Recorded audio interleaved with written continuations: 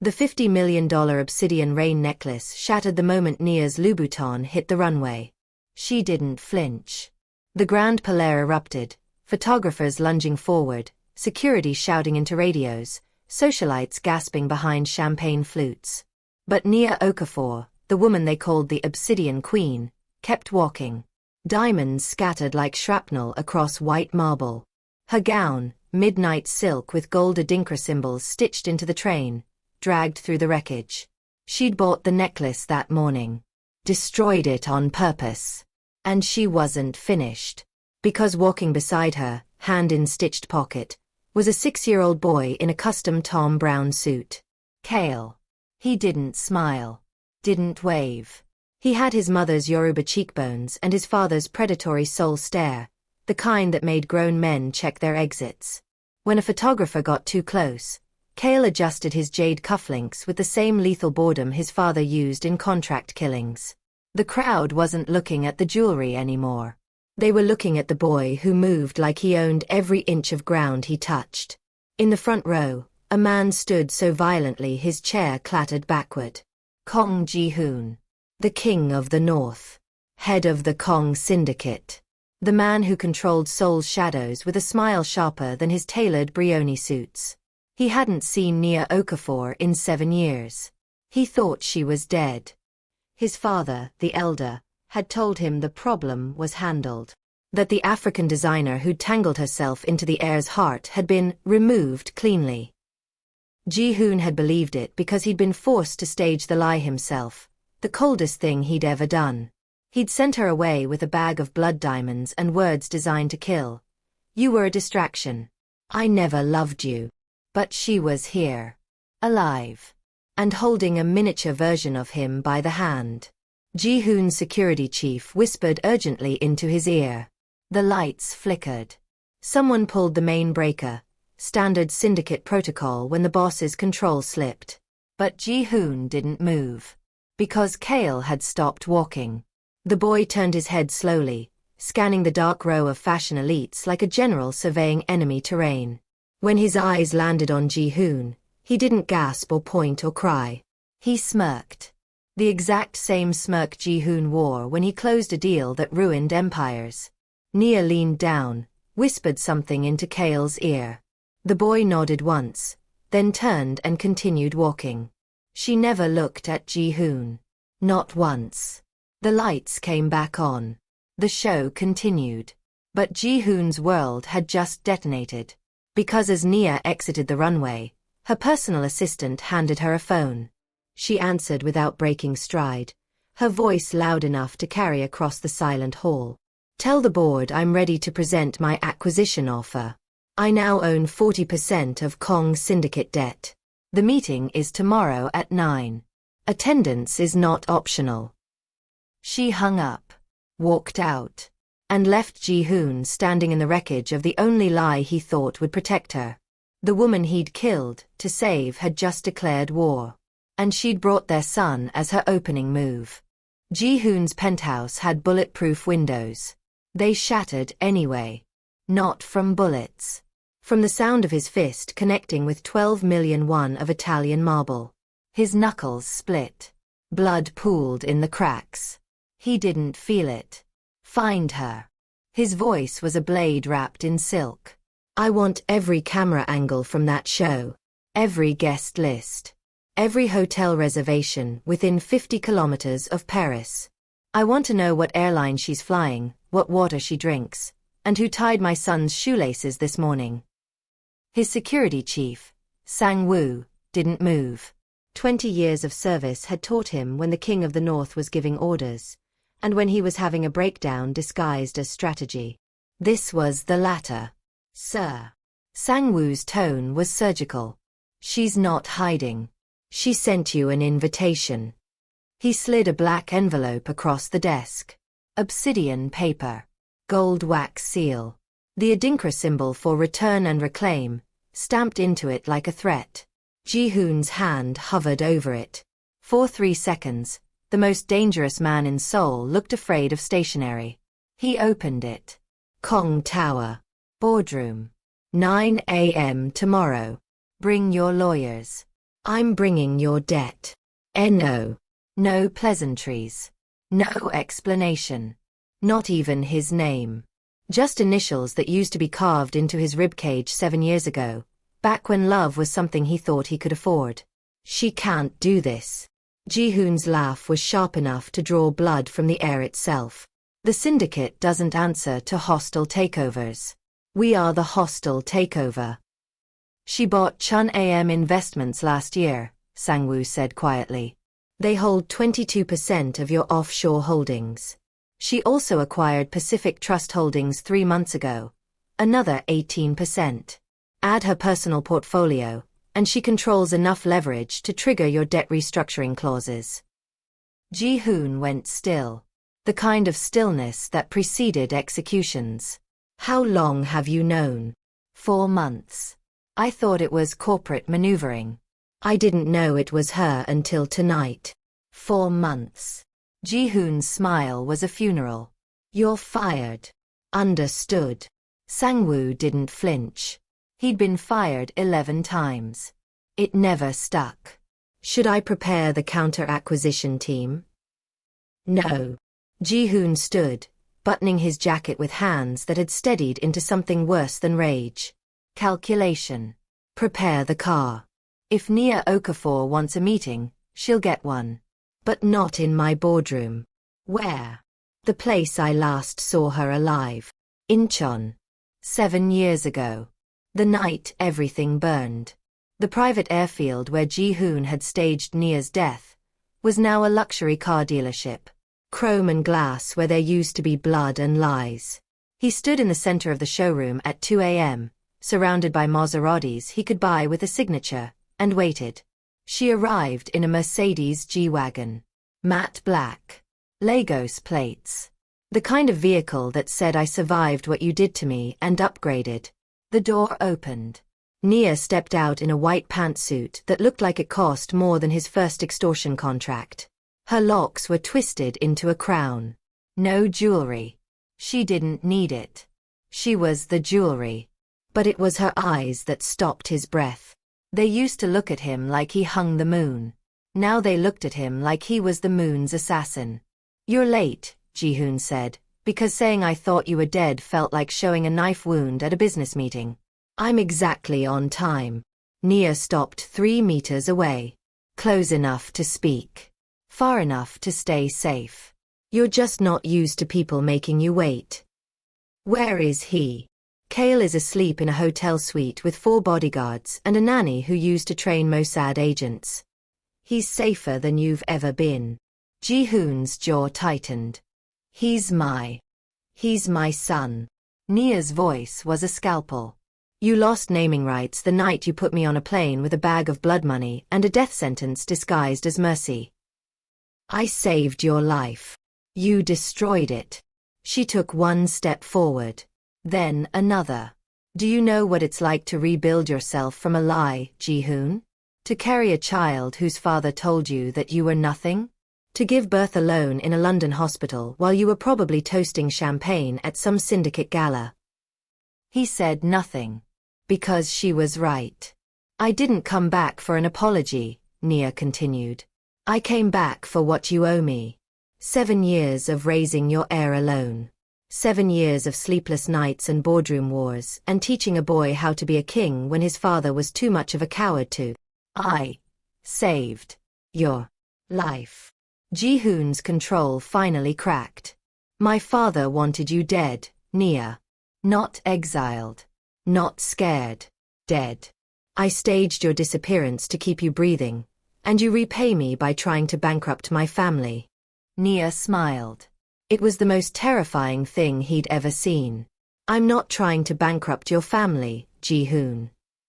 She pulled out a tablet, tapped twice, and turned it to face him. I already did. The screen showed a live feed. Kong Tower. The boardroom. His entire executive team sitting in silence. And at the head of the table, in Ji-hoon's chair, sat a man he recognized immediately. The elder. His father. Alive. Awake. And smiling at the camera like he'd been expecting this all along. Nia's voice was a whisper wrapped around a grenade pin. Your father didn't retire, Ji-hoon. He's been waiting. And tomorrow, you're going to find out why. Ji-hoon didn't sleep. He sat in his penthouse war room surrounded by 6 monitors, 3 lawyers, and the kind of silence that preceded bloodshed. On the center screen, surveillance footage played on loop. His father entering Kong Tower at 4 a.m., flanked by men Ji-hoon didn't recognize. The elder had been retired for 3 years. Retired men didn't move like that, like apex predators reclaiming hunting grounds. He's been active this entire time, Min Jae, his chief legal counsel, said quietly. The man had survived 2 regime changes and a corporate war. He didn't scare easily. He looked terrified now. We found shell accounts. Offshore routing. He's been rebuilding a shadow network under your infrastructure. How much does he control? 18% of liquid assets. 23% of political leverage. And, Min Jae hesitated. He has the original syndicate charter. The one your grandfather signed in blood. Ji-hoon's hand stopped mid-reach for his coffee. That document was destroyed. You were told it was destroyed. There's a difference. The difference being that the charter contained succession clauses written when the Kong family still sacrificed livestock to close deals. Clauses that didn't care about modern corporate law or hostile takeovers. Clauses that required blood. Ji-hoon stood, walked to the window. Seoul glittered below him like a kingdom he thought he owned. What does he want? I don't think he wants anything from you, sir. Min Jae pulled up another file. I think he wants something from her. The screen filled with data. Nia Okafor's empire, mapped like a military campaign. Her jewelry company, Obsidian Rain, had revenue streams in 43 countries. Her investment portfolio read like a hostile takeover manual. Her security detail included former SAS, ex-Mossad, and, this made Ji-hoon's blood ice over, 2 former Kong syndicate enforcers who'd vanished 3 years ago. His father's men. She didn't just survive, Ji-hoon said slowly. She was prepared. Someone taught her how to dismantle us. Someone who knew every weakness in your system. They both looked at the elder's photo on screen. Min Jae voiced what Ji-hoon couldn't. What if he wanted her to come back? 9 a.m. Kong Tower. Boardroom. Nia arrived 7 minutes late. It was calculated. Enough to communicate power, not enough to show disrespect. Kale walked beside her in a navy suit that matched hers. He carried a leather portfolio like he'd been attending hostile takeovers since kindergarten. Because he had, Nia had been training him since he could talk. The Kong executive team sat frozen. 12 men in identical Ermenegildo Zegna suits, staring at the child who had their boss's bone structure and none of his mercy. At the head of the table sat the elder. 73 years old. Silver hair combed back like a predator's mane. Hands folded over a cane he didn't need. It was carved from the femur of a rival family's patriarch. A reminder that the Kong syndicate didn't just defeat enemies. They made furniture out of them. Ms. Okafor. The elder's voice was honey over shattered glass. You've grown bold. I remember when you used to design handbags for department stores. I remember when you tried to have me killed. Nia sat down without being invited. Kale sat beside her, mimicking her posture perfectly. We've both moved up in the world. The elder's smile widened. Where is my son? Your son is downstairs in the parking garage, trying to decide if he should storm this room or burn the building down. Nia opened her portfolio. I told him if he interrupts, I'll sell his car collection to a museum. He's still deciding if his pride is worth more than his Bugatti. One executive coughed to hide a laugh. The elder's eyes flicked to him. The man went pale. You have 15 minutes to present your offer, the elder said. Then I have one of my own. Nia slid a contract across the table. I'm not offering. I'm informing. As of 6 a.m. this morning, I control 40% of Kong syndicate debt. Another 15% is held by partners who answer to me. That's 55% total leverage. I can trigger immediate restructuring, force asset liquidation, or, she paused, I can offer a merger. A merger. The elder picked up the contract like it was a dinner menu. You want to join the family you've spent 7 years trying to destroy? I want my son to inherit what's his by blood. You stole 7 years of his father from him. I'm taking 7 generations of your empire in exchange. The room went silent. Kale, who hadn't spoken once, reached over and tapped a section of the contract. Clause 7, subsection 3, he said in perfect Korean. His voice was small, but his tone was boardroom sharp. Succession rights transfer to first male heir upon majority shareholder approval. My mother has the votes. I have the bloodline. Every executive stared at the 6-year-old who just quoted corporate law like a litigation partner. The elder started laughing. It wasn't a nice sound. Brilliant. He stood, leaning on his bone cane. You didn't just survive, Nia. You built a weapon. But here's the problem with weapons. He moved faster than a man his age should. The cane's handle twisted. A blade appeared, 8 inches of Damascus steel that had opened more throats than Ji-hoon had closed deals. He drove it into the table between Nia and Kale. They can be turned. The door burst open. Ji-hoon stormed in, flanked by Sang-woo and 4 armed men. He saw the blade. Saw his father standing over his son. Saw Nia's hand frozen halfway to her purse. Get away from them. Ji-hoon's gun was already drawn. Now. The elder smiled like a man who'd just won a bet. There he is. Right on time. He pulled the blade free, sheathed it. Sit down, boy. We're negotiating your future. I'm not your boy. I haven't been for 7 years. No. The elder's voice dropped to something reptilian. You've been hers. Which is exactly what I needed you to be. Nia stood slowly. What? The elder pulled out a folder. Dropped it in front of her. Photos spilled out. Nia in London. Nia in Lagos. Nia pregnant, walking into a hospital. Nia holding newborn Kale. Every moment of the last 7 years. Documented. Tracked. Watched. I didn't lose you, Ms. Okafor. The elder's smile was a knife wound. I invested in you. My son was too soft to lead. But you're exactly the killer this family needs. And now, he looked at Kale. You've given me the perfect heir. Smart. Ruthless. Untainted by Ji-hoon's sentimentality. Nia's voice was barely a whisper. You wanted me to come back. I required it. And now we're going to play a game. He pulled out a second contract.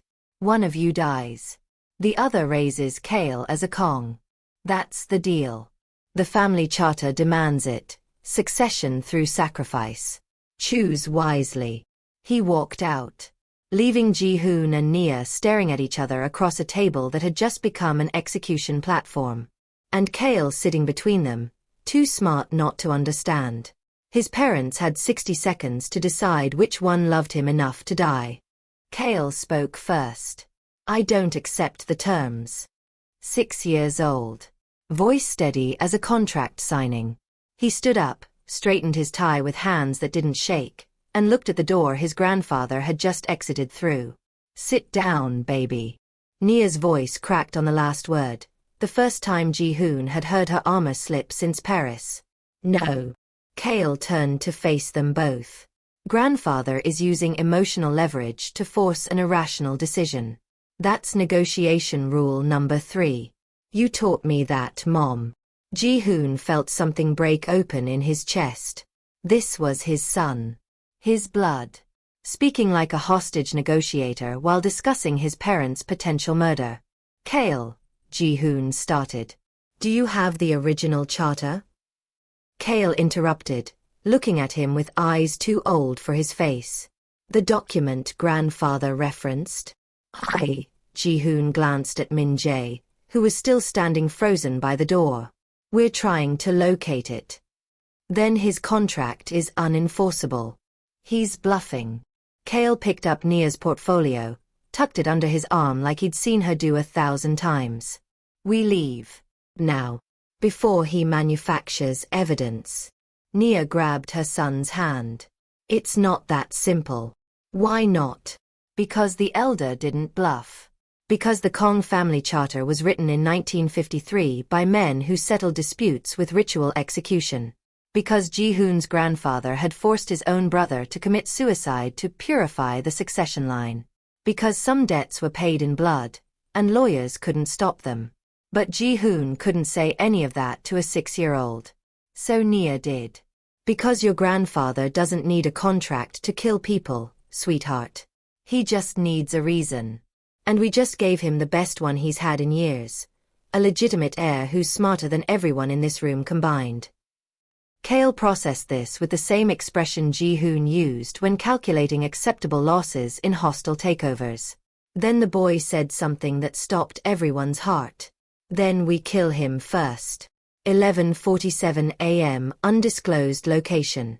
The elder sat in a restaurant that didn't exist on any map.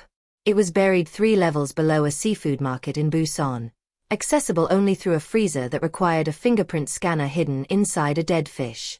The kind of place where Korea's real power brokers made the decisions that never appeared in newspapers. Across from him sat a woman in a red Cheongsam dress. Yun Seo.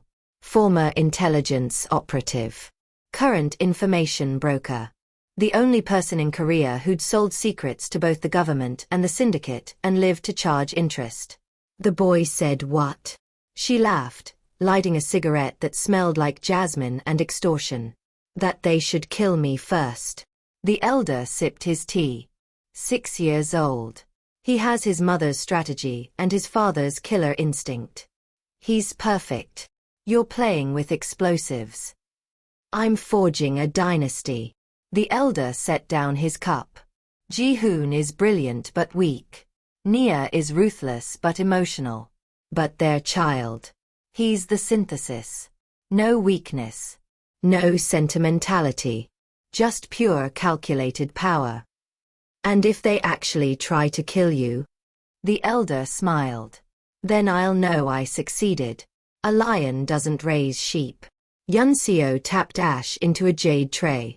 You have 48 hours before Nia's debt leverage activates the restructuring clause. After that, her legal claim becomes unbreakable. Your entire empire shifts to her control. Let it. Excuse me. I'm 73 years old. I don't need an empire. I need a legacy. He pulled out a photo of Kale from the boardroom, standing between his parents like a tiny general. That child is my legacy. Everything else is just the inheritance test. You're insane. I'm a Kong. There's no difference. 2:15 p.m. Ji-hoon's penthouse. Nia stood on the balcony, watching Seoul sprawl below her like a circuit board of light and ambition. Kale was inside, napping under guard. She'd given him chamomile tea with a sedative, something she swore she'd never do, but desperate times required terrible choices. The sliding door opened behind her. She didn't turn. She knew his footsteps. Used to love them. He's asleep, Ji-hoon said. I drugged him. Nia's voice was flat. Mother of the year. You kept him safe. That's all that matters. Is it? She finally looked at him. Because our son just suggested murdering his grandfather like he was ordering takeout. What kind of life did we give him? The kind where he survives. Ji-hoon moved closer, stopping just outside her personal space. 7 years of distance, compressed into 3 feet. You raised him to be a king. Kings make hard choices. He's 6. So was I when my father made me watch my first execution. Kale is already better than I was. That's because of you. Nia's laugh was sharp enough to draw blood. Don't you dare try to compliment me right now. We're in this nightmare because of your family's psychotic tradition of turning bloodlines into blood sports. I know. Ji-hoon's voice dropped. And I know what you're thinking. You don't. You're thinking you could kill me. He said it so quietly she almost didn't hear. Fulfill the Elder's contract. Keep Kale safe. Walk away from this with everything you wanted. My empire, my name, my throne. Nia turned to face him fully. And I wouldn't stop you. Ji-hoon met her eyes. If my death keeps our son alive, I'll write you a confession that makes it legal. Self-defense. Syndicate retaliation. Whatever you need. For 5 seconds, Nia considered it. Really considered it. The man who'd broken her heart was offering it to her on a silver platter. All she had to do was take it. But then she thought about Kale waking up, asking where his father was, learning that his mother had chosen power over. No. She shook her head. I didn't spend 7 years building an empire just to become another Kong killer. There's another way. There isn't. The charter is a piece of paper written by dead men. Nia pulled out her phone, dialed. I know someone who specializes in making inconvenient documents disappear. Who? The call connected. Yun Seo. It's Nia. I need a favor. The kind that costs 6 figures and ends with fire. Ji-hoon's eyes widened. You know Yun Seo? I know everyone you think is loyal to your father. Nia's smile was a declaration of war. How do you think I bought all your debt? I didn't just study your empire, Ji-hoon. I infiltrated it. She walked back inside, leaving him on the balcony. Stunned. Terrified. And, God help him, impressed. Because the woman he thought he'd saved had just proven she'd saved herself. And now she was about to save them both. By burning his father's empire to ash. Yun Seo's office was disguised as a Noribangs, a karaoke bar where businessmen sang off-key and made deals between choruses of 80s ballads. But room 7 didn't have a microphone. It had a fingerprint scanner, 3 layers of signal jammers, and a woman who could erase people from existence with a phone call and a wire transfer. Nia walked in at midnight. Ji-hoon followed 3 steps behind, moving like a man entering enemy territory. Which, technically, he was. Yun Seo had been selling his family's secrets for 2 decades. Well. Yun Seo didn't stand. She sat behind a lacquered desk, wearing a red cheapao and a smile that could gut a man at 20 paces. The king and queen finally decide to visit together. How romantic. We need the charter destroyed, Nia said. No pleasantries. No warm-up. Name your price. Direct. I like that. Yun Seo poured 3 glasses of baijiu. But you're asking me to burn the one document that keeps the Elder's power legitimate. That's not a transaction. That's a coup. Then consider it a hostile takeover. Nia sat down, pushed the drink aside.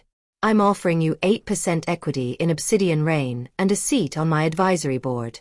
In exchange, the charter disappears and you provide intelligence on every asset the Elder controls.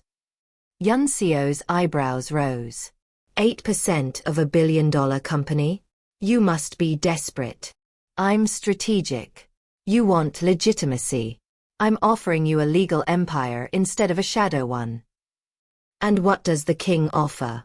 Yun Seo turned to Ji-hoon. Because last time we spoke, you threatened to have me thrown into the Han River wearing concrete Louboutins. Ji-hoon's jaw tightened. I'm offering you something better than equity.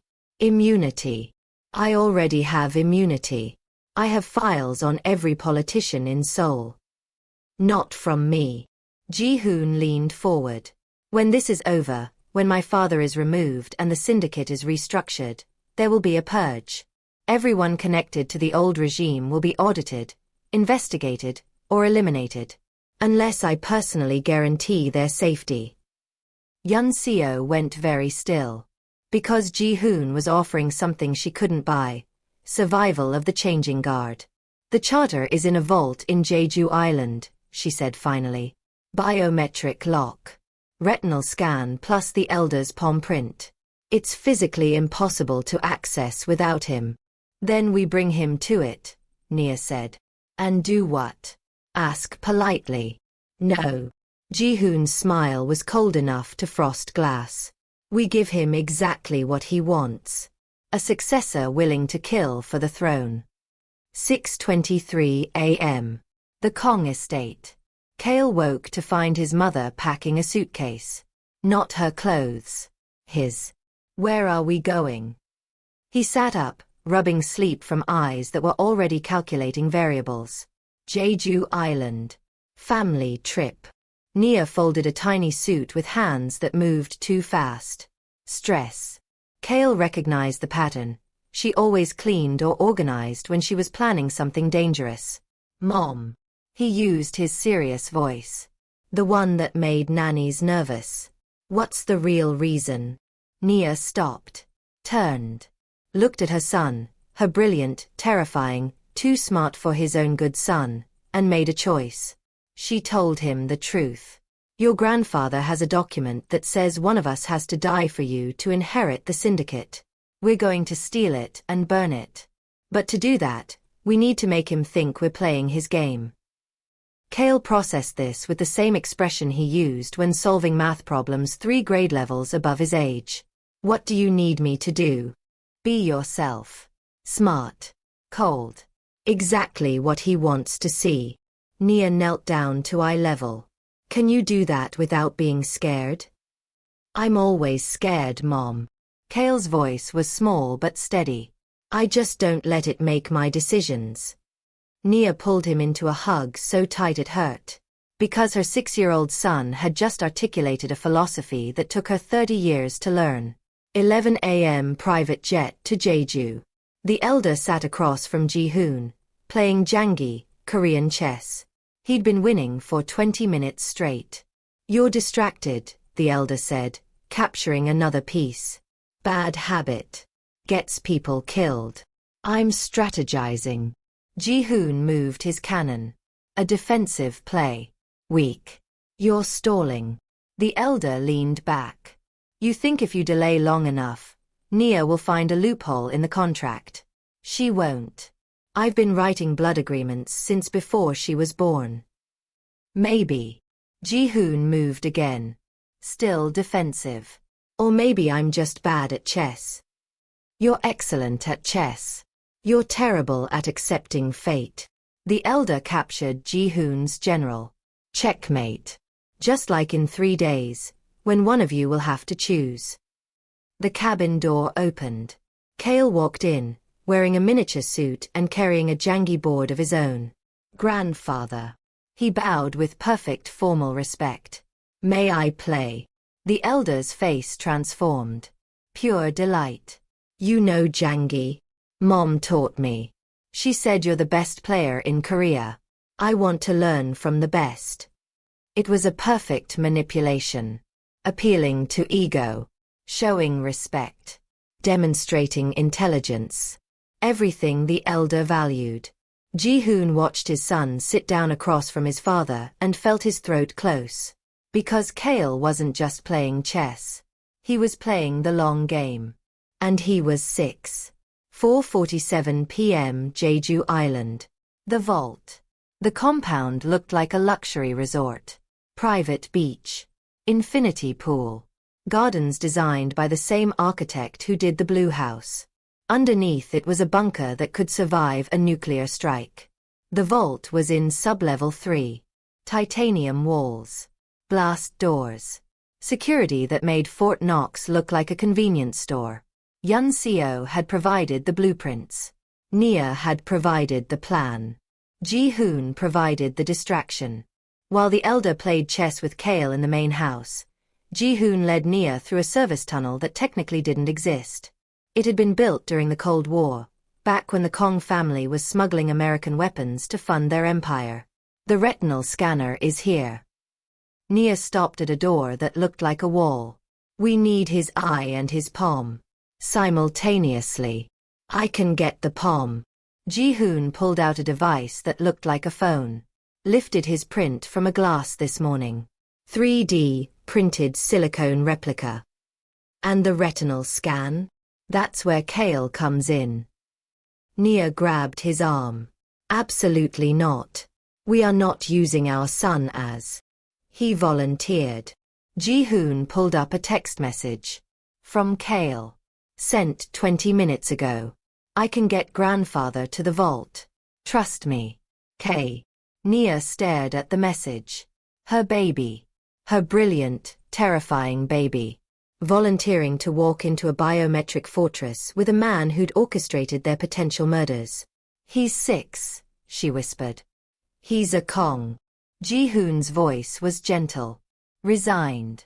And he's already better at this than both of us. Upstairs, they heard footsteps. The elder's voice. Amused. Indulgent. And Kale's reply, perfectly innocent. Grandfather, you said you'd show me the room where the family treasures are kept. The vault. Can we see it now? The lock beeped. The door opened. And Ji-hoon and Nia realized their 6-year-old son had just done in 4 hours what they'd been planning for days. He'd gotten the predator to walk into the trap willingly. The vault door opened with a hiss of pressurized air. Cold light flooded the corridor. Kale stood at the threshold holding his grandfather's hand, looking like a child on a museum tour.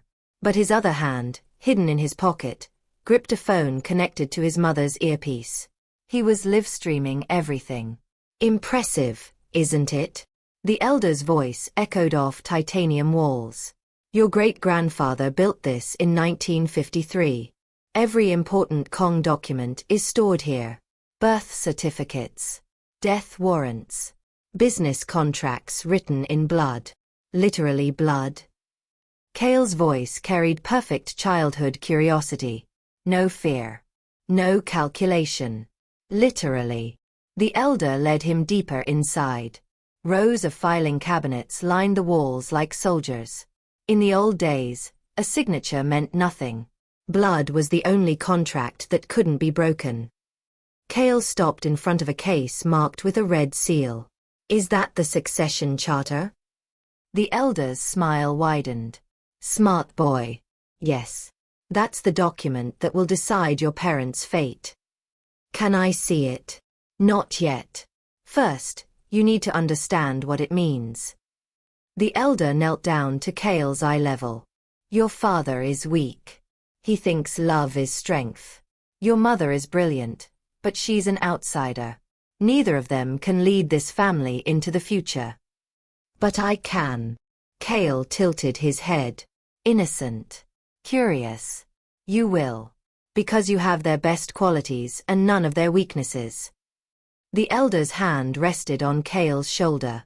When you're older, you'll understand. Sometimes we sacrifice the people we love to create something greater. Like you tried to sacrifice my mom? The elder froze. Kale's voice stayed perfectly level.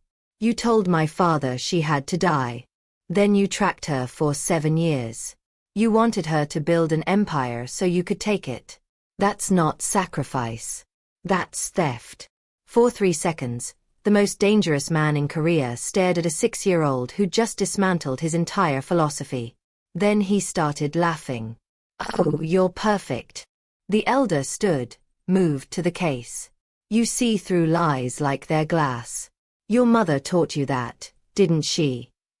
She taught me that power without principle is just violence in expensive suits. The elder's hand stopped halfway to the lock. She said that. No. Kale's eyes went cold. I did. I'm 6, not stupid. The elder's laugh died. Because he just realized something terrifying. Kale wasn't playing a role. He wasn't mimicking his parents. He was thinking independently. And his conclusion was that his grandfather was a monster. The charter, Kale said quietly. I want to see it. You said I'm the heir. I have the right. The elder studied him for a long moment. Then he placed his palm on the scanner. Leaned into the retinal reader. The case opened with a pneumatic sigh. Inside was a single document. Yellowed paper. Korean calligraphy. And yes, signatures written in dried blood that had turned rust brown over decades. The elder lifted it carefully. This is the price of dynasty. Your great-grandfather killed his own brother to enforce these rules. Your grandfather exiled his sister. And now, the lights went out. Emergency protocols. Red backup lights flickered on, bathing everything in crimson. The elder spun toward the door just as it slammed shut. And Nia's voice came through hidden speakers, sharp as a blade. Now it's my turn. 3 minutes earlier. Service corridor. Nia had watched the entire exchange through Kale's phone feed. When the elder opened the case, she nodded to Ji-hoon. He triggered the override sequence Yun Seo had provided, a master kill switch that locked down the vault and cut life support. How long until he runs out of air? Nia asked. 12 minutes. Ji-hoon stared at the sealed door. His father and his son locked inside together. Maybe 15 if Kale stays calm. Kale is always calm. That's the problem. Nia pressed the intercom. Elder. I'm giving you one chance. Burn the charter. Right now. Or I let the oxygen run out. Static. Then the elder's voice, amused despite the circumstances. You won't kill your own son to spite me. You're right. I won't. Nia's smile was audible. But I will let you suffocate while Kale watches. He's smart enough to regulate his breathing. You're 73 with a smoking habit. Who dies first? Silence. Then, this is why I chose you. Ruthless. I learned from the best. Now burn it. No. Ji-hoon grabbed the intercom. Father, this is insane. Just destroy the document and we'll. I spent 50 years protecting this family's legacy. The elder's control finally cracked. You think I'll let some African jewelry designer erase it because she spread her legs for my weak son? Nia went very still. Ji-hoon's hand tightened on the intercom so hard the plastic cracked. And Kale's small voice cut through the tension like a scalpel. Grandfather. You just called my mother a whore. Should I tell you what she calls you? Or should I just let you suffocate while explaining that insults don't win negotiations, leverage does? The elder's breathing was audible now. Labored. 9 minutes of oxygen left. Kale. Nia's voice softened. Baby, I need you to move away from him. Go to the far corner. Why? Because when people can't breathe, they get desperate. And desperate people hurt whoever's closest. He won't hurt me. Kale's certainty was chilling. I'm the perfect heir, remember? He needs me. Kale. Mom. Trust me.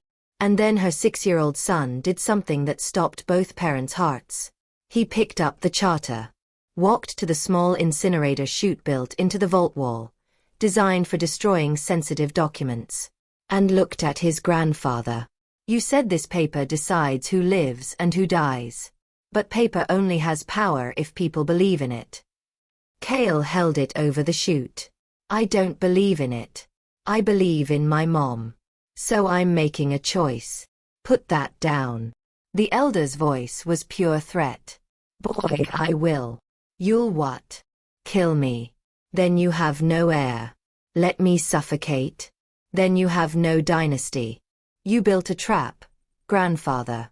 But you forgot the most important rule. What rule? Kale's smile was his mother's, sharp enough to draw blood. Never negotiate with someone smarter than you. He dropped the charter into the chute, pressed the ignition button, and watched 70 years of Kong family law turn to ash in 14 seconds. The elder lunged. But Kale was already moving, sliding under a table with the efficiency of a child who'd been taught escape protocols since he could walk. Nia. Open the door. Ji-hoon was already overriding the lock manually, ripping panel covers off with his bare hands. The vault door cracked open. Ji-hoon shoved through, grabbed Kale, pulled him out. The elder collapsed against the wall, gasping. Furious. Defeated. Because his perfect heir had just chosen his mother over dynasty. And burned the only weapon the old man had left. Nia knelt down, checked Kale for injuries. Are you okay? Did he hurt you? I'm fine. Kale looked up at her with eyes too old for his face. Is it over now? Nia pulled him close. Yes, baby. It's over. But Ji-hoon was staring at his father. At the rage twisting the old man's face.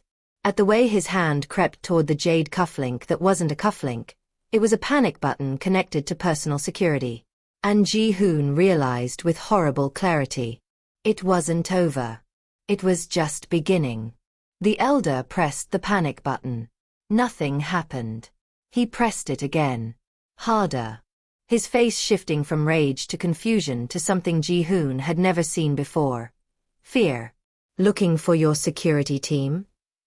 Nia stood, still holding Kale's hand. They've been on my payroll for 6 months.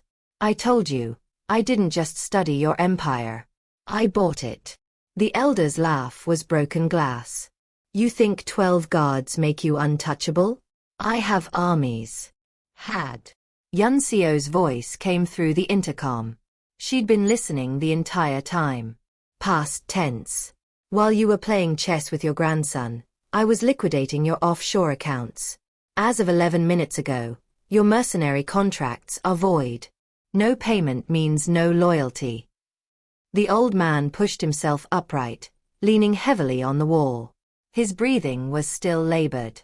His eyes were murder. You've made a mistake, he said quietly. All of you. The syndicate isn't built on money or contracts. It's built on fear. And fear doesn't need funding. You're right. Ji-hoon stepped between his father and his family. Which is why I've spent the last 3 hours sending evidence of your illegal operations to every prosecutor, journalist, and intelligence agency in Korea. The fear dies when the secrets go public. The elder went very still. You wouldn't. I just did. Ji-hoon pulled out his phone, showed him the sent messages. Hundreds of them. Welcome to the modern era, father. Empires don't fall to coups anymore. They fall to exposure. For 5 seconds, the most powerful man in Korea's underworld stood in his own vault, surrounded by empty cases and ashes, and realized he'd lost everything. Then he smiled. It was the most terrifying thing any of them had ever seen. If I fall, the elder said softly, I'm taking all of you with me. He pulled a phone from his jacket. Not his regular phone, a burner. Untraceable. He made one call. 7 words. Initiate Protocol Black. All targets. Now. He hung up. And Ji-hoon's blood turned to ice. Because Protocol Black wasn't a business contingency. It was a scorched earth directive written in the 1980s, when the syndicate was at war with 3 rival families simultaneously. It meant, burn everything, kill everyone connected, salt the earth. It meant the elder had just ordered hits on every person in this room. Including Kale. You're insane, Nia whispered. I'm a Kong. The elder's smile widened. There's no difference. You wanted to destroy my legacy? Congratulations. Now I'll destroy yours. Let's see which one of us survives. He walked toward the door. Ji-hoon grabbed his arm. You're not leaving. Then shoot me. The elder's eyes were dead calm. But the moment I don't check in with my contingency network in 20 minutes, Protocol Black escalates. Instead of professional hits, it becomes public executions. They'll kill Kale in front of cameras and send the footage to every news outlet in Asia. Nia's hand flew to Kale's shoulder, pulling him closer. You're bluffing, Ji-hoon said. Am I? The elder shrugged free. I had 70 years to build failsafes, son. You had 3 hours to dismantle them. Do the math. He walked out of the vault. The door sealed behind him. And Nia, Ji-hoon, and Kale stood in the ruins of their victory, realizing they'd won the battle and triggered a war. 7:34 p.m. Safe house. Undisclosed location. Yunseo's emergency extraction team moved them to a property that didn't exist on any registry. A penthouse built inside a decommissioned office building, accessible only through a parking garage that required 3 security clearances. Kale sat on a leather sofa, eating rice crackers like he was at a hotel, not a black site safe house. Nia paced. Ji-hoon made calls. Yun Seo worked 3 laptops simultaneously, tracking the Elder's network. Protocol Black has 5 stages, Yun Seo said without looking up. Stage 1 is reconnaissance. They're locating targets now. Stage 2 is isolation, cutting communications, blocking exits. Stage 3 is... I don't need the full breakdown, Ji-hoon interrupted. I need solutions. There aren't any. Protocol Black was designed to be unstoppable. The only person who can cancel it is the Elder himself. Then we force him to cancel it. With what leverage? You already burned his money, his charter, his reputation. What's left? Silence. Then Kale spoke, his voice small but precise. His pride. 3 adults turned to stare at him. Grandfather doesn't care about money or legacy, Kale continued, setting down his crackers. He cares about being right. About winning. If we let him think he won, he'll stop. We're not surrendering to a terrorist, Nia said flatly. We're not surrendering. We're performing. Kale looked at Ji-hoon. You said you exposed his secrets to prosecutors. But prosecutions take months. Trials take years. He knows that. So right now, he's not actually in danger, he's just humiliated. Ji-hoon's eyes narrowed. What are you suggesting? We give him a public victory. Announce that the takeover failed. That Mom is withdrawing her acquisition. That you're stepping down as heir and accepting his leadership. Kale's voice was clinical. Strategic. He calls off Protocol Black. We survive.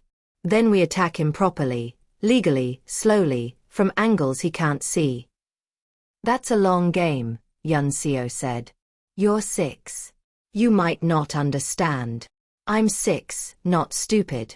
Kale's tone could have cut steel. Long games are how you win against people who think they're smarter than you. Mom taught me that. Nia looked at her son, her brilliant, terrifying son who was currently outlining a multi-year revenge strategy while eating snacks, and felt something crack in her chest. Pride. Horror. And a terrible understanding that Kale would never have a normal childhood. Because he was already a general in a war he didn't start. It won't work, Ji-hoon said finally. My father isn't stupid. He'll know we're stalling. Not if we make it believable. Kale stood up, straightened his tiny suit. We need to give him something real. Something that hurts. Like what? Kale looked at his mother. Then his father. Then said the thing that made both of them want to lock him in a vault and never let him think again. Me. We give him me. 8:12 p.m. The negotiation. Nia's voice on the phone was shaking. Perfectly controlled panic, the kind only a mother defending her child could fake. You win. I'm withdrawing the acquisition. Ji-hoon will issue a public statement accepting your authority. Just, please, call off the hit on Kale. The Elder's voice was smooth. Satisfied. I knew you'd break eventually. Maternal instinct always does. I want proof. Cancel Protocol Black right now, or what? You'll threaten me with more exposure? I'm already ruined, Nia. I have nothing to lose, which makes me the most dangerous man in Korea. He paused. But I'm not unreasonable. Bring Kale to the estate tomorrow. Noon. Alone. I want to discuss his education. Education. Nia's voice cracked authentically. He's 6. And he's brilliant. He needs proper training. Syndicate training. Away from your influence. The threat was clear. Surrender Kale to the Elder's control, or watch him die. I need time. You have 12 hours. After that, Protocol Black reaches stage 4. The Elder hung up. Nia lowered the phone. Kale, who'd been listening on speaker, nodded once.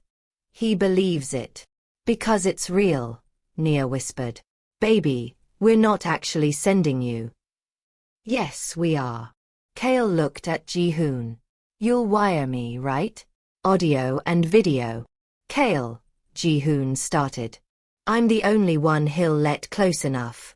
And I'm the only one he underestimates. Kale's voice was steady, adult, terrifying. I can get him to cancel Protocol Black. But I need you to trust me. Nia knelt down, grabbed his shoulders. You're 6 years old. I'm not sending you into a... I'm a Kong. Kale's eyes were his father's. Cold. Calculated. Absolute. And Kangs don't lose. He smiled. And Nia realized her son wasn't negotiating. He was already 3 moves ahead. 11:47 a.m. 13 minutes before delivery. Nia dressed Kale like she was preparing him for execution. Navy suit. Silk tie she'd bought in Milan. Shoes polished until they reflected the overhead lights. Her hands shook as she adjusted his collar for the 5th time. Mom. Kale's voice was gentle. Patient. You're stalling. I'm allowed to stall. I'm your mother. She blinked hard. Refused to cry. You don't have to do this. We can run. Disappear. I have accounts in 12 countries. And he has assassins in 30. Kale took her hands, held them still. Running just delays the problem. This ends it. Ji-hoon stood by the window, watching the street below. Security teams. Cameras. The elder wasn't taking chances. The wire is military grade, he said without turning. Sewn into the jacket lining. We'll hear everything. If he threatens you, if he even looks wrong, I'm coming in. You'll get us all killed if you do. Kale walked over, tugged on his father's sleeve until Ji-hoon looked down. I need you to promise me something. Anything. If this goes wrong, if he activates Protocol Black anyway, I need you to protect Mom first. Not me. Ji-hoon's face went white. Kale. Promise me. 6 years old. Voice like iron. She's the one who can actually destroy him. I'm just the heir. She's the weapon. Nia made a sound like something breaking. Because her baby, her brilliant, terrifying baby, had just prioritized the mission over his own survival. She pulled him into a hug so tight he gasped. Don't you dare talk like that. You come back to me. You understand. You come back. I will. Kale's voice was muffled against her shoulder. I'm good at this, Mom. You taught me how to negotiate with monsters. I taught you self-defense and business strategy. Not this. It's the same thing. Kale pulled back, looked up at her with eyes that had seen too much, understood too much. Monsters are just people who forgot they could lose. I'm going to remind him. 12 p.m. The Kong estate. The elder waited in his study, the same room where he'd ordered executions, signed blood contracts, and built an empire on calculated cruelty. When Kale walked in alone, the old man smiled. Brave boy. Or foolish. I haven't decided which. Neither. Kale sat in the chair across from him without being invited. I'm strategic. There's a difference. The elder's eyebrows rose. Your mother didn't come? She's outside. Crying in the car. Very dramatic. Kale adjusted his cufflinks, the same gesture his father used. I told her I'd be fine. Was I lying? That depends. The elder poured himself whiskey. Didn't offer Kale anything. On whether you understand why you're here. You want me to choose you over my parents. Prove my loyalty to the syndicate. Standard cult indoctrination. Kale's tone was academic. Bored, even. But you're forgetting something. What's that? I'm 6. I don't have loyalty yet. I have preferences. And right now, I prefer not dying. The elder laughed. Actually laughed. You're magnificent. Your mother raised a perfect little sociopath. She raised a realist. Kale leaned forward. So let's be realistic. You can't kill me. I'm your only viable heir. You can't kill my parents without making me hate you forever. And you can't keep Protocol Black active indefinitely because it's expensive and your assets are frozen. I have contingencies. You have debts. Kale pulled out a tablet. Somehow he'd smuggled it past security. He turned it to show financial documents. Yun Seo isn't just helping my mom. She's helping me. I've been learning your network for 6 months. Every shell company. Every offshore account. Every blackmail file. The elder's hand froze halfway to his glass. I'm 6, Kale continued. But I can read financial statements better than your accountants. And I know exactly which domino to push to collapse your entire contingency structure. You're bluffing. Test me. Kale's smile was surgical. Cancel Protocol Black right now, or I trigger a cascade liquidation that'll leave you bankrupt by dinner. Your choice. For 10 seconds, the elder stared at his grandson. Then he started laughing again. Longer this time. Until it became something else. Something that sounded like pride and grief wrapped together. You really are perfect, he said finally. Ruthless. Brilliant. Everything I wanted in an heir. Then give me what I want. Kale set down the tablet. Cancel the kill order. Let my parents restructure the syndicate legally. In exchange, I'll do something no one else will. What? I'll visit you. Kale's voice softened. Just slightly. Just enough. Once a month. You can teach me the parts of the business Mom won't.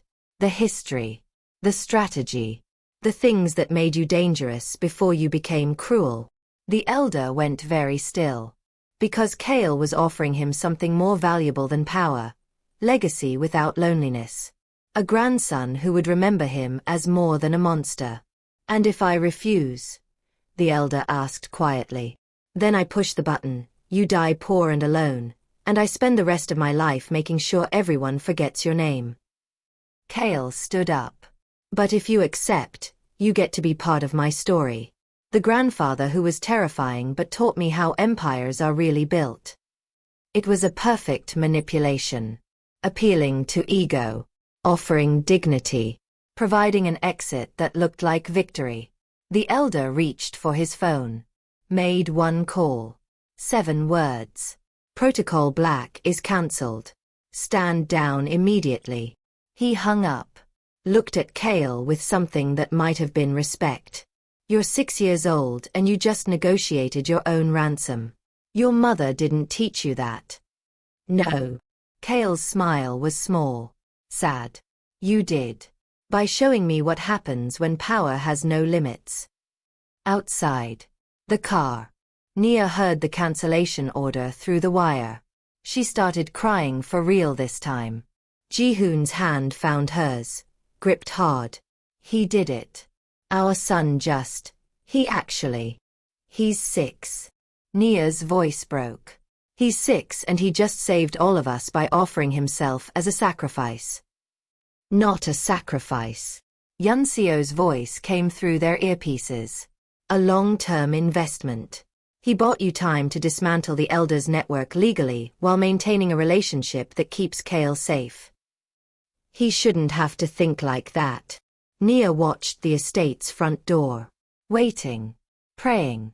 He should be playing with toys, not playing geopolitical chess. He's a Kong, Ji-hoon said quietly. And he's your son.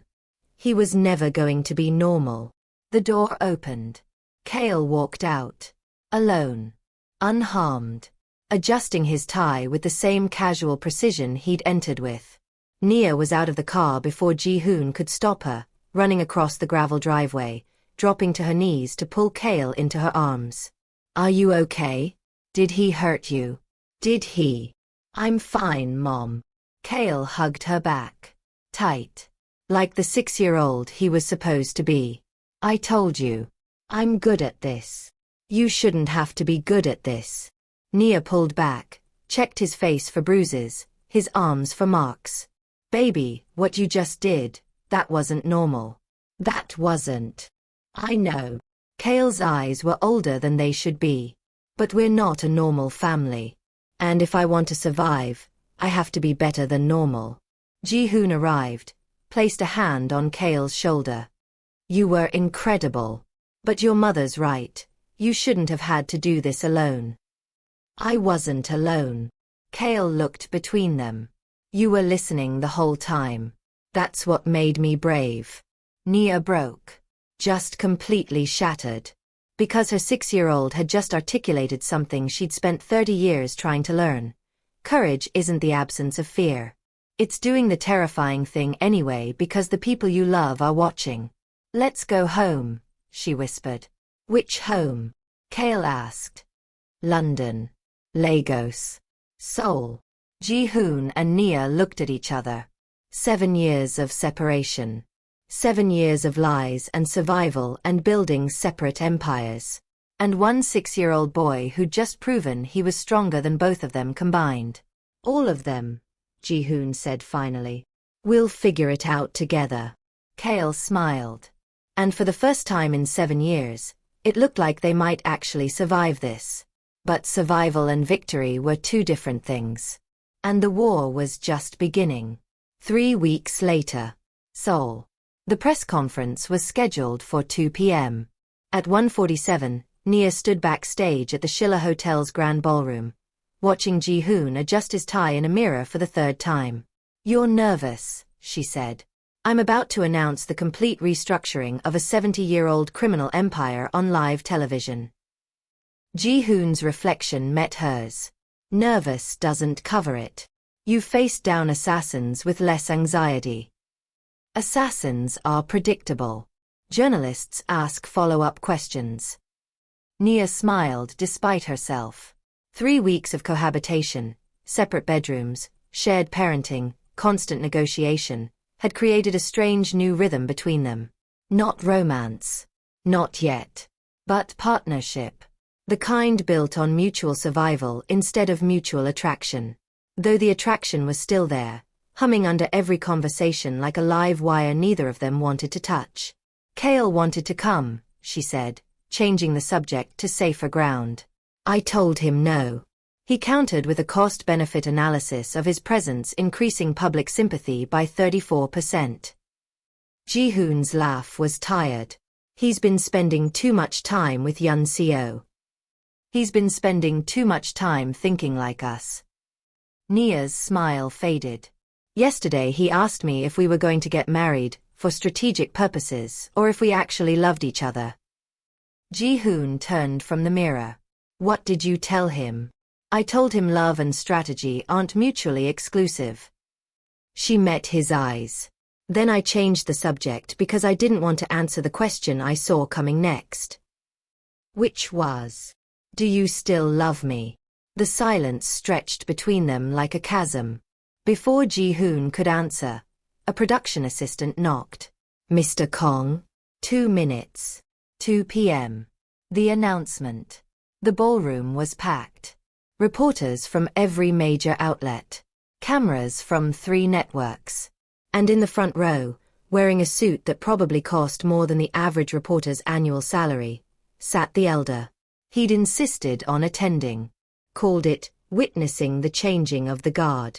Ji-hoon called it a power play. Either way, the old man was here, watching with eyes that missed nothing. Ji-hoon took the podium. 11 cameras focused on him simultaneously. 3 weeks ago, I inherited control of the Kong family business interests. Today, I'm announcing a complete restructuring. He paused. Let the murmurs build. Effective immediately, all illegal operations are being dissolved. Assets tied to extortion, smuggling and coercion are being liquidated, with proceeds redirected to victim compensation funds. The room erupted. Questions shouted from 6 directions. Cameras flashing. The elder's face went stone still. Ji-hoon continued over the chaos. The legitimate holdings, real estate, technology investments, manufacturing, will merge with Obsidian Rain International to form Obsidian Kong Group. co-chaired by myself and Nia Okafor. A photo appeared on the screen behind him. Nia, walking out of the vault in Jeju. Kale beside her. The image had been carefully selected. Powerful but not threatening. A family, not a hostile takeover. This isn't a redemption story, Ji-hoon said. This is an accountability story. My family built power on fear. I'm rebuilding it on transparency. Questions. 50 hands shot up. He pointed to a woman in the second row. Korea Times. Mr. Kong, your father is in attendance today. Does he support this restructuring? Ji-hoon looked directly at the elder. My father spent 50 years building an empire. I'm spending the next 50 dismantling the parts that required bloodshed. Whether he supports it is irrelevant. The decision is made. The elder's smile was a knife edge. But he didn't stand. Didn't interrupt. Because Kale's deal held monthly visits in exchange for peaceful transition. And the elder was many things, but he honored his contracts. Another reporter, Ms. Okafor isn't present today. Is the partnership confirmed?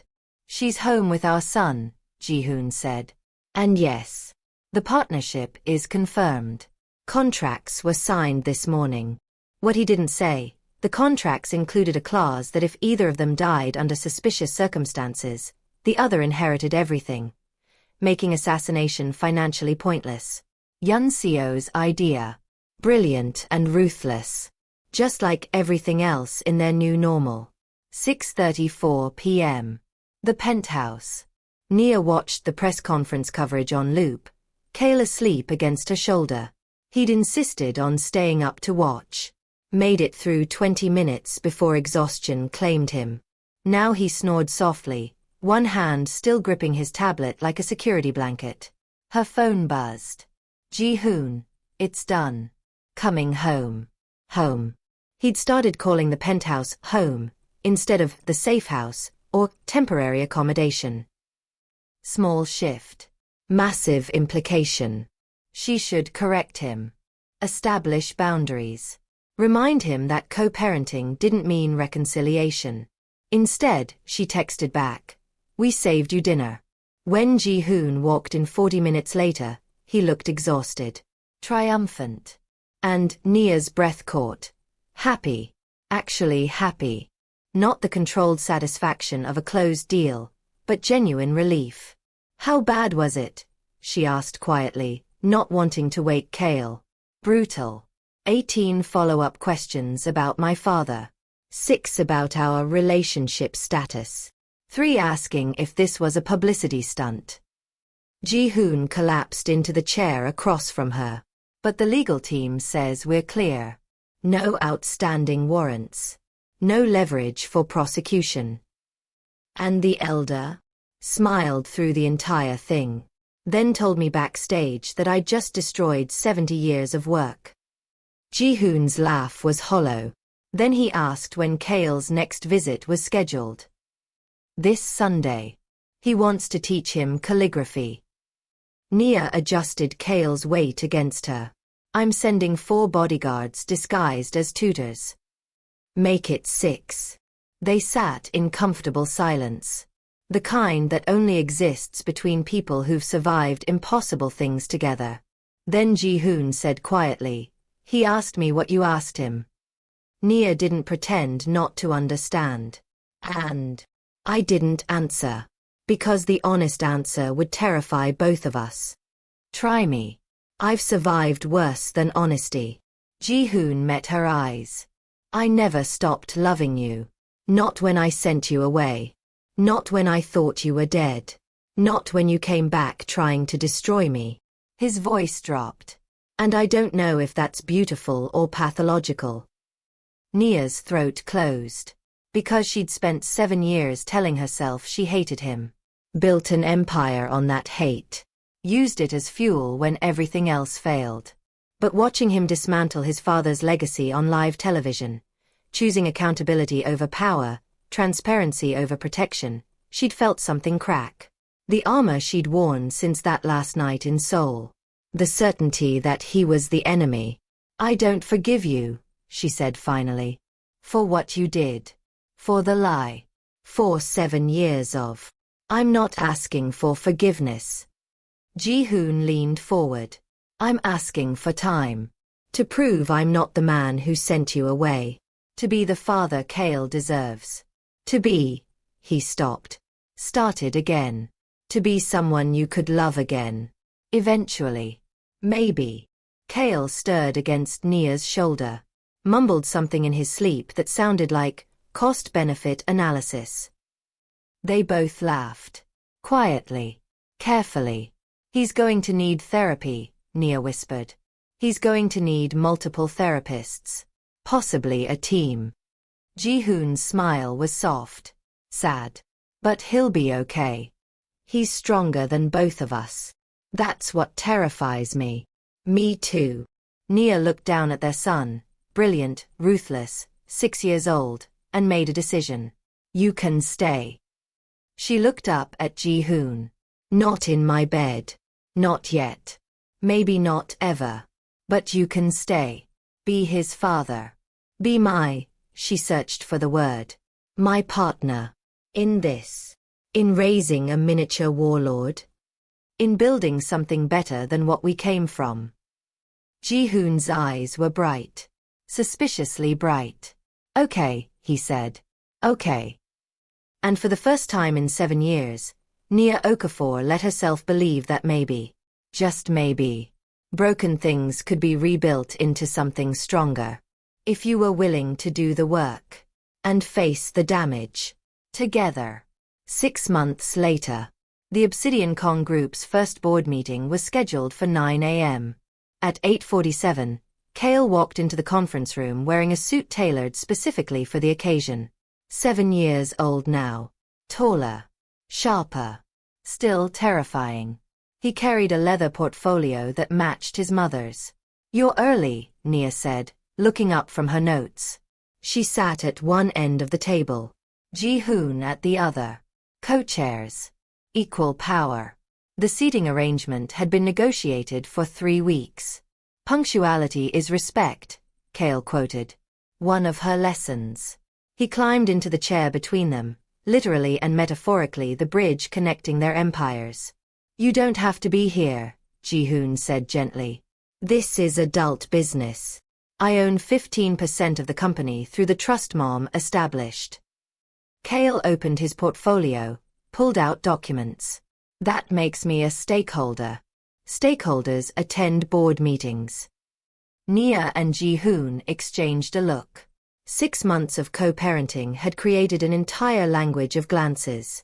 This one meant, our son is 7 and he's already reading corporate bylaws for fun. We've failed as parents.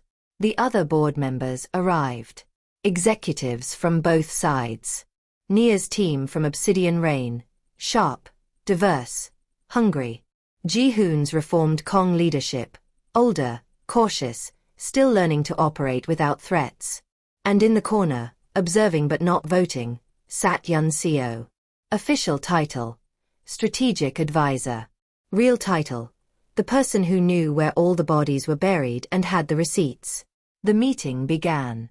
Standard agenda items. Quarterly projections. Asset allocation. Merger integration challenges. Then Nia dropped the bomb. Item 7, she said calmly.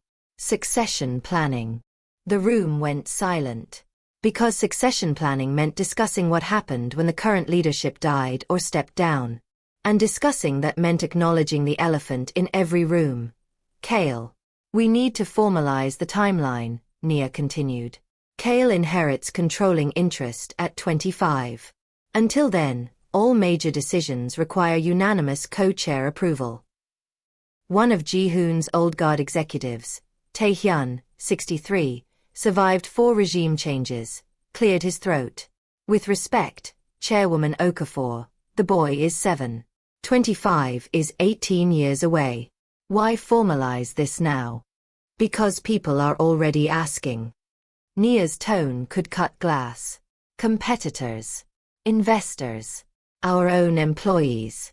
They want to know if this company is a temporary partnership or a permanent dynasty. We need to answer that question definitively. She's right, Ji-hoon said. Uncertainty creates vulnerability. We eliminate the question by providing clarity. Kale raised his hand.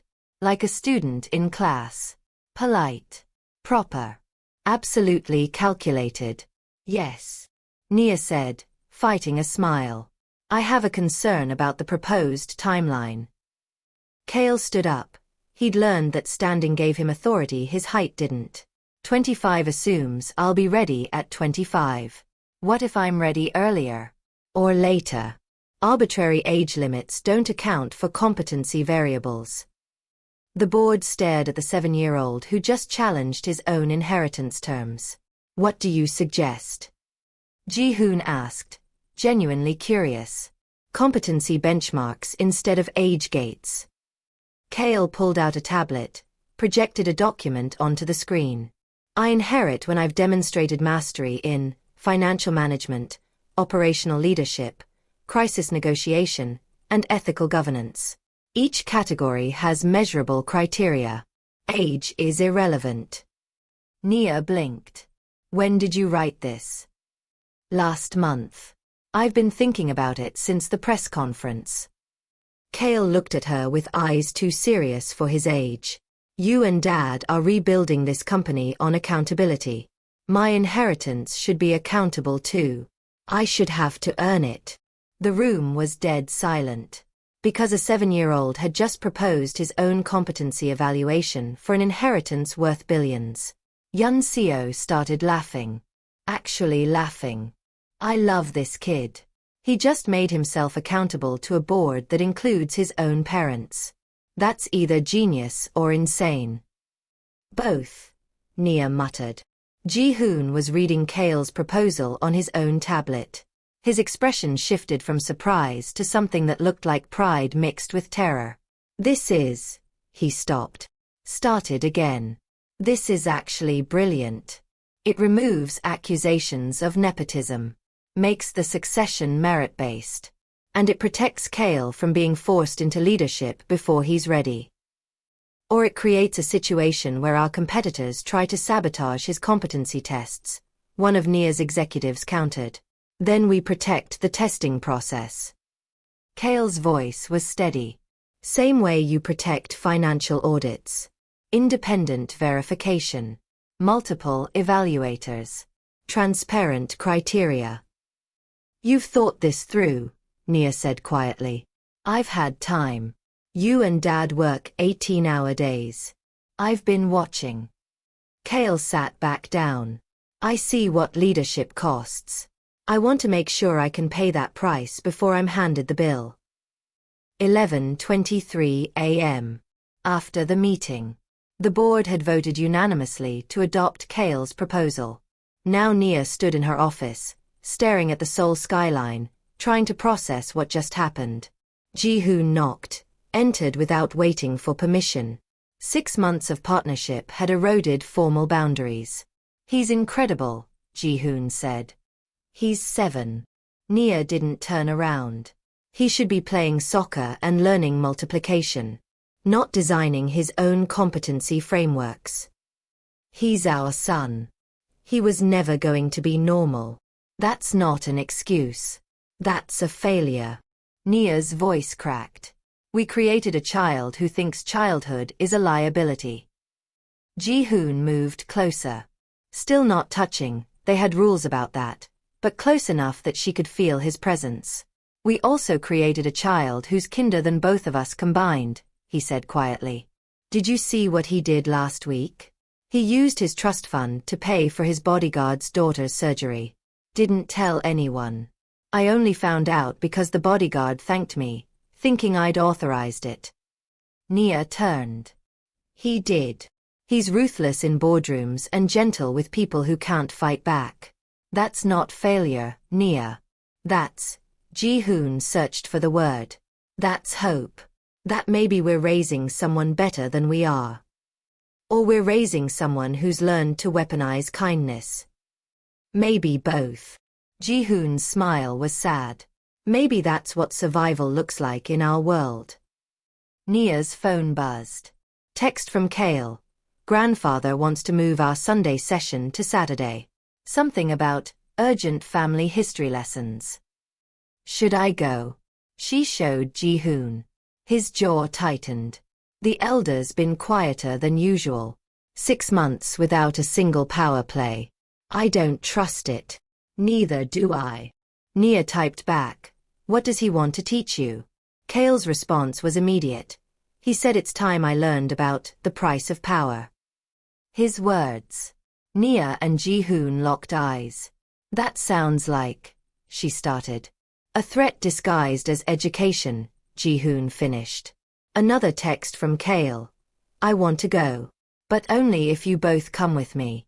He can't manipulate me if you're watching. He's playing us, Nia said. All of us. Setting up some kind of final test.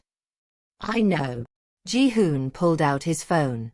Which is why we're going to flip it. Yun Seo. He put the call on speaker. Yun Seo answered on the first ring. Let me guess. The elder just scheduled an urgent meeting. How did you? Because he scheduled one with me too. For Friday. He's gathering all the players. Her voice was grim. Whatever he's planning, it's big. And it's happening this weekend. Nia felt ice slide down her spine. Because the elder had been quiet for 6 months. Patient. Waiting. And patient predators only waited for one reason. They were setting up the perfect kill. We go, Nia said decisively. All of us. Saturday. But we go prepared. For what? Ji-hoon asked. Nia looked at the city below. The empire they'd built. The sun they were protecting. The future they were trying to create. For war, she said quietly. One last time. Because the elder had taught them all the same lesson. The game isn't over until someone's dead. And he hadn't chosen who yet. Saturday. 3 p.m. The Kong estate. The elder sat in his garden, surrounded by bonsai trees he'd cultivated for 40 years. Each one shaped through patient violence, wire and blade, restriction and pruning. Perfect metaphors for how he'd raised his family. When Nia, Ji-hoon, and Kale arrived together, he smiled. The whole family. How civilized. He gestured to chairs arranged in a semicircle. Sit. We have much to discuss. You said this was a history lesson for Kale, Nia said, staying standing. Not a family meeting. History is family in the Kong dynasty. The elder poured tea with steady hands. And our family's history is about to reach its final chapter. Ji-hoon's hand moved toward his jacket, where he kept a gun Nia knew he'd never actually use on his father. Relax, the elder said. I'm not here to hurt anyone. I'm here to finish what I started. He pulled out an envelope. Aged paper. The Kong family seal. 7 months ago, you burned my succession charter. You thought that ended my influence. He opened the envelope carefully. But that charter was a copy. A test. The real document has been in my personal vault since 1953. Nia's blood turned cold. You lied about the Jeju vault, Ji-hoon said quietly. I misdirected. The elder's smile was surgical. I needed to see if Kale had the intelligence to outmaneuver me. He did. Spectacularly. Which proved he's ready for what comes next. He slid the real charter across the table. Ancient paper. Blood signatures. And at the bottom, a clause written in Korean so old even Ji-hoon had to read it twice. What does it say? Nia demanded. Ji-hoon's face went white. The heir is confirmed not by blood alone, but by the final choice, power or mercy. He who chooses power inherits the throne. He who chooses mercy inherits nothing. It's a test, the elder said. Every Kong heir for 3 generations has faced it. My father faced it. I faced it. Now. He looked at Kale. You will. Kale, who'd been silent until now, spoke in a voice far too calm for a 7-year-old. What's the test? The elder stood, walked to a bonsai tree that had been growing for 60 years. He handed Kale a pair of pruning shears. This tree is worth 200 million won. Collectors have offered fortunes for it. It's irreplaceable. He met Kale's eyes. Cut it down. Prove that power matters more than beauty, more than history, more than sentiment. And if I refuse, then you fail the test. The charter requires it. An heir who values mercy over power is unfit to lead. The elder's voice was gentle, poisonous. You'll inherit nothing. Your parents' merger will dissolve. Everything they've built will collapse. Nia stepped forward. This is insane. He's 7. He's a Kong. Age is irrelevant. The elder never looked away from Kale. Choose, boy. Power or mercy. Kale looked at the tree. 60 years of patient growth. Shaped by violence into something beautiful. Then he looked at the shears in his hand. Then at his grandfather. You're right, Kale said quietly. I am a Kong. Which means I learned from the best manipulator in Korea. He dropped the shears. I choose neither. The elder's smile faltered. That's not an option. You designed this test 70 years ago when the only power that mattered was violence. Kale's voice was steady, adult, devastating.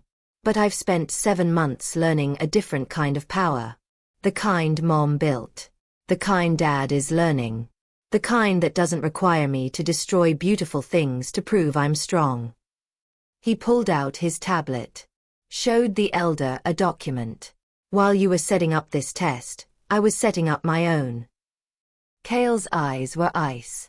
I had Yun Seo research the charter's legal standing. It was written in 1953. South Korea's constitution was established in 1948. Which means any contract requiring destruction of property or violence to prove succession is legally unenforceable under modern law. The elder stared.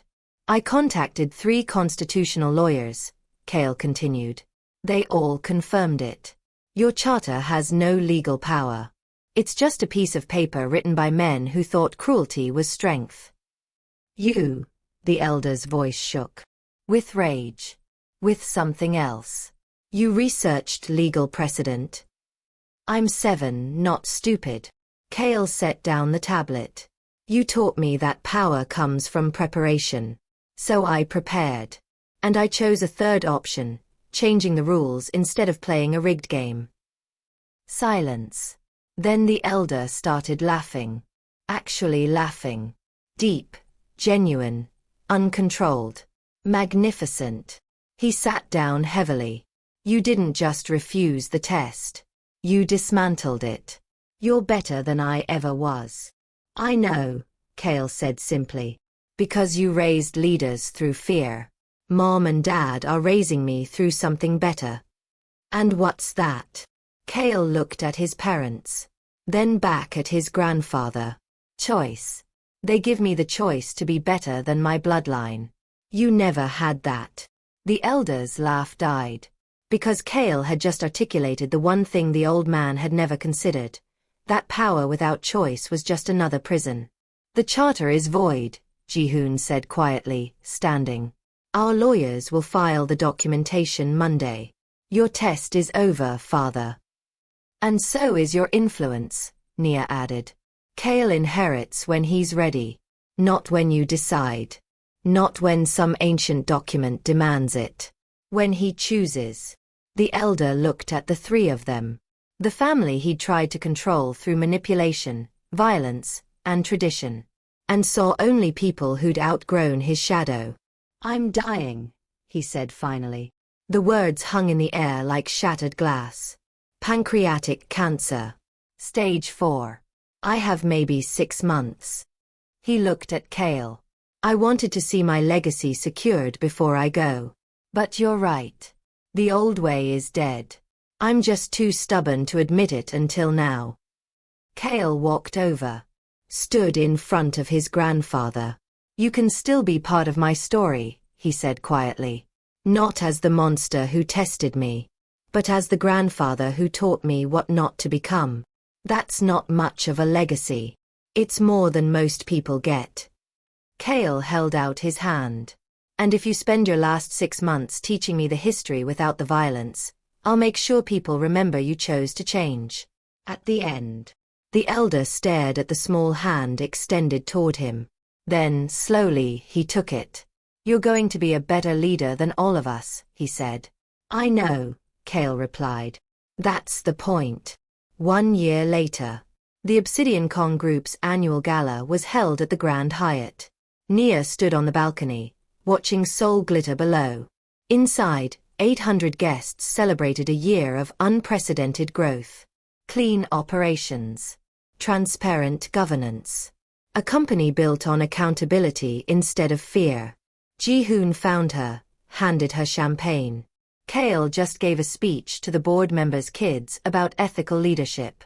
He's 8. They were taking notes. Nia laughed. Of course they were. The elders watching from the VIP section. He looks. Ji-hoon searched for the word. Proud. It's disturbing. He's dying. People get sentimental. Nia sipped her champagne. 3 months left, the doctors said. And Kale visits him every Sunday. Brings him books. They play chess. Ji-hoon shook his head. Our son is spending his childhood teaching a dying crime lord about redemption. Our son is extraordinary. Terrifying. Both. They stood in comfortable silence. Partners. Co-parents. Something more that neither of them had named yet. Inside, Kale appeared in the doorway. 8 years old in a tailored suit, looking for his parents.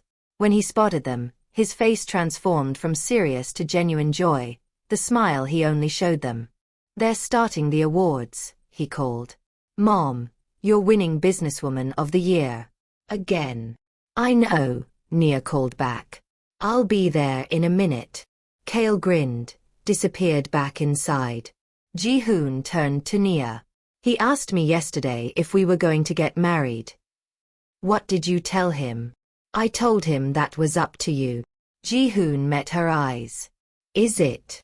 Nia looked at the man who'd broken her heart, saved her life, and spent the last year proving he could be trusted with both. Ask me again in 6 months, she said. When the elder's gone. When the company's stable. When we're sure this isn't just trauma bonding. And if it is trauma bonding? Then we're bonded through surviving the impossible together. Nia's smile was soft. Real. That's not nothing. No, Ji-hoon agreed. It's not. Inside, the ceremony began. Awards presented. Speeches given. A company celebrating its transformation from syndicate to empire. And in the front row, between his parents' empty seats, sat an 8-year-old boy who defeated a dynasty through intelligence, mercy, and the radical choice to be better than his bloodline demanded. Kale Kong Okafor. The heir who refused to inherit cruelty. The son who saved his parents by teaching them how to save themselves. The boy who proved that some legacies are worth burning, so new ones can rise from the ashes. If this story kept you hooked, don't just scroll away. Like if you want more stories like this. Comment, Team Nia, Team Ji-hoon, or Team Kale. Subscribe for the next power couple story dropping in 24 hours. Share with someone who loves thrillers and romance. Let's build this empire together. See you in my next video.